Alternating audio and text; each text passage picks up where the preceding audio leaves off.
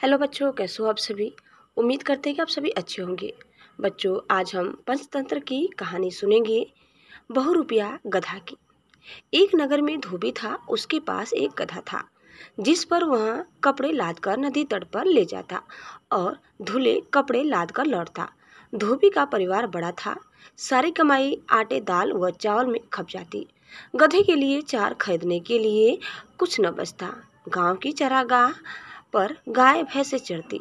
अगर गधा उधर जाता तो चरवाहे डंडों से पीटकर उसे भगा देते। ठीक से चारा न मिलने के कारण गधा बहुत दुर्बल होने लगा। धोबी को भी चिंता होने लगी, क्योंकि कमजोरी के कारण उसकी चाल इतनी धीमी हो गई थी कि नदी तक पहुंचने में पहले से दोगुना समय लगने लगा था। एक दिन नदी किनारे जब धोबी ने कपड़े सूखने के लिए बिछा रखे थे तो आंधी आई। कपड़े इधर उधर हवा में उड़ गए। आंधी थमने पर उसे दूर दूर तक जाकर कपड़े उठाकर लाने पड़े।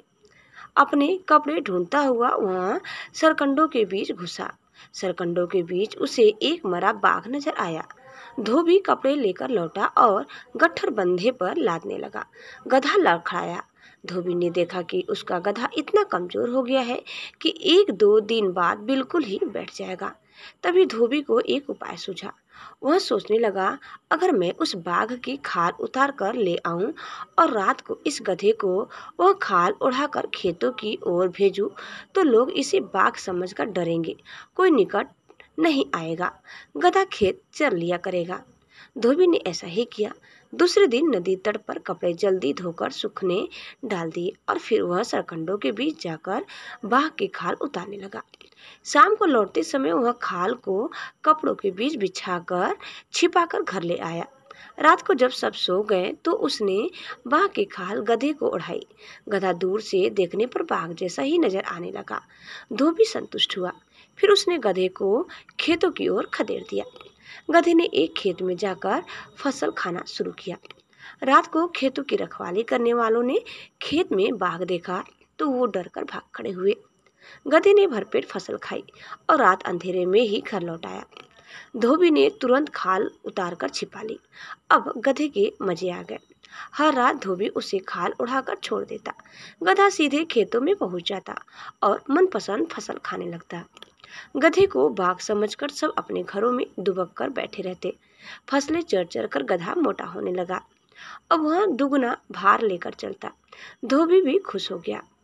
मोटा ताजा होने के साथ साथ गधे के दिल का भय भी मिटने लगा। उसका जन्मजात स्वभाव जोर मारने लगा। एक दिन भरपेट खाने के बाद गधे की तबीयत मस्त होने लगी। वह भी लगा लोट लगाने। खूब लोटा वह गधा। बाघ की खाल तो एक ओर गिर गई।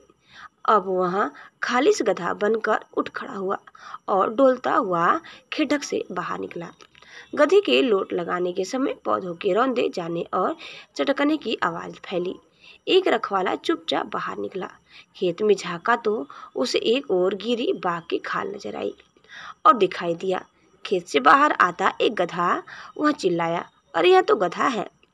उसकी आवाज औरों ने भी सुनी। बस सब डंडे लेकर दौड़े।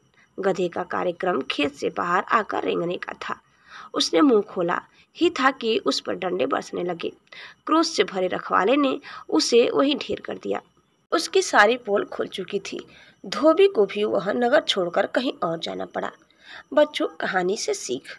पहनावा बदलकर दूसरों को कुछ ही दिन धोखा दिया जा सकता है। अंत में असली रूप सामने आ ही जाता है।